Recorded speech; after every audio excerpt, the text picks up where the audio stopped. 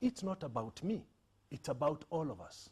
It's about our kids. Why do you report here very early in the morning? You report here because you want to work hard for your family. But what kind of a country do you want to leave your family in when you retire? I see what you mean. Have you seen an alliance like that, or have you seen individuals who speak what you're saying? And so much, so, which brings me to the next question. Who is your running mate? And if you don't have one, have you identified one? I think at the right time, Jimmy, right, I'll set up a committee to look at what they would consider to be my weaknesses and probably come up with a choice of 3 people who can actually fit to be running mate, who would actually complement or supplement what they consider my weaknesses. This is not about me, and I would never allow it to be about me. It must be about our country. It must be about our people. Well done. A couple of questions before we wind up. One is, and this is a question that was on Facebook, let me see if I can refer to it, but I think I remember the gist of it, and it talks about family values. And basically what this lady is asking is, please tell us what your thoughts are on family values. And if I remember it, she was using Barack Obama as an example. We see Michelle as a very strong ambassador of the president and support of the president. And of course, in as far as the family structure, which is how culture is made up in terms of family, father, mother, and so on and so forth, or husband and wife. What are your thoughts in as far as family values, and what signage do you have in as far as imparting very strong family values in this country? I think family values are very important, very critical. Well, I can't be telling you because you've been to home and you've seen my family and kids. Yes. And they've hosted you a couple of years ago as part when you visited home. So I can't even overemphasize about it. But as a kid who grew up from a single parent time, and a kid who was actually educated in a school for needy and bright students in Starehe, I think it is important that we inculcate family values, that it is important that we remain there for our kids and our families.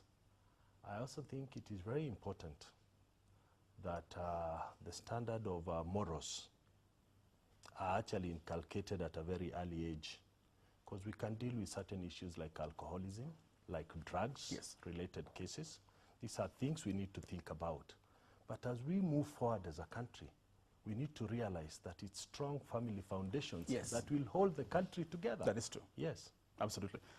You seem to have a lot of, not respect, let me look for a better word, because you've gone abroad for a while, you've held a lot of seminars or meetings or opportunities to speak to the diaspora. Is that an important component in as far as your political strategy or campaigns for that matter? Are you seeking support, a lot of it from the diaspora? Have you seen something other people haven't seen? Well, Jimmy, for the first time the diaspora will vote. You're talking over 3 million Kenyans who live outside. Yes. Even if they were to vote at the rate of about 1 million of them, it's a very important component. Yes. But the second most important component, most of these Kenyans live in countries where best practices are in place, which means they can demand of the same here when they are determining our elections. And the third important thing is they continue to remit money here. And the money they remit, 40% of it goes towards healthcare. Yes. Of their dependents here. Yes. Which means it is in their interest for us to fix the healthcare facilities so that that money can go for economic empowerment. And of course, fourthly, they largely influence the people they send money to, who are based here. Right. So for every Kenyan out there, he probably has 3 or 4 dependents over here. And that makes sense that you need to speak to them to tell them you want to bring best practices. Yeah. Absolutely. Final question comes from, what's his name? I seem to forget. Yes, Collins Mackenzie. Yes. Who is Peter Kenneth and what is he about? If he can tell me that, he has my vote. Difficult question. It's always very difficult to explain who you are. Yeah, I know. But I think my life history in itself, from growing up to where I am and to the positions I've held and into the level of management I have pushed in, can easily explain. I mean, I can say The first stage is growing up in Eastlands. The second stage is being in Starehe, being in banks, being in insurance industry, being MD of Kenya Re. My record talks for itself. Being the chairman of KFF, my record speaks for itself. My record as a member of parliament for Gatanga in the last 8.5 years speaks for itself. I have, over the years, in the last 8.5 years, served my people in Gatanga diligently. I go there every Tuesday morning at 7 to see them in my Gatanga office, and every Thursday in my Kakuzi office. So I'm committed to serve. I'm committed to see positive changes in Kenya. I am a patriot. I am a nationalist deep inside. And I keep telling people this. I've been to over 103 countries of the world visiting 103 or work-related issues. I keep a diary of them. I've seen a few beautiful cities, but I'm yet to see a beautiful country like Kenya. And what hurts me is the opportunities we lose on a daily basis. That's what hurts me. And if I can be part of making Kenya better than what it is, then we'll be on the right track. I learned something from Starehe though. Dr. Griffin used to tell us this. If you ever go somewhere to volunteer to do some job, and you are given a coffee cup to wash, wash it like it has never been washed before. That's what I've done in Gatanga. I am so tempted to end this interview here now, but you've mentioned a very powerful activity which Kenyans are dying for. We should have ended with that, but say something about sports. Say something about football. It's in the limelight right now, but you know, like you said, your record speaks for itself. But the ails of our sporting industry, if I can call it that.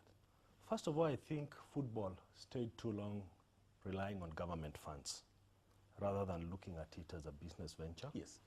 And when I came in '96, I commercialized football. I brought sponsorship from breweries, from SmithKline Beecham, and from BAT. We had live football. You didn't watch Arsenal and Man U. You watched Kenyan Football League because it was live, right? We then started youth centers, which unfortunately died immediately I left. You cannot develop football if you do not develop footballers at a very young age. You need to have youth centers, you need to have facilities, playing grounds, where young kids between age 4 and 8 can actually go and just kick a ball so that they develop themselves. We do not have it. So what do we try? We try to harness talent at age 18. If you look at teams like South Africa, Nigeria, Cameroon, England, they harness talent at age 6. Jimmy, when I was chairman in '96, we had an invitation for Harambee Stars. Musa Otieno was the captain, and he will tell you this story. We had to agree that part of the sponsorship included playing the national team under 12 in South Africa, so that it can start building their egos that at age 12, we played the national team of Kenya. People like Rooney were actually scouted at age 6. But you imagine when the Oliechs and the Marigas were discovered at age 16, there is a time difference. Yes. So we need to invest completely in youth centers, and we need to invest in facilities. If you go to Mombasa today, there's only a municipal ground. Yes. It's been there since we were born, right? There hasn't been a thought about a second facility. Doesn't have to be a stadium. Just need to put a few floodlights, get about 100 balls. The kids will always go there and kick the ball. And that will give them the morale and the motivation to know they can actually go into a field which is secure, kick the ball, have a coach there who says you don't kick it this way, kick it this way. And as they grow up, then they will be able to and actually... everything else falls into everything place. flows. I wish I had 2 hours with you, but thank you very much. Next time. Thank you very much for being on the show. Thank you. So, your thoughts? Is he the next president? You decide. You're watching the Power Breakfast Show live. Stay with us.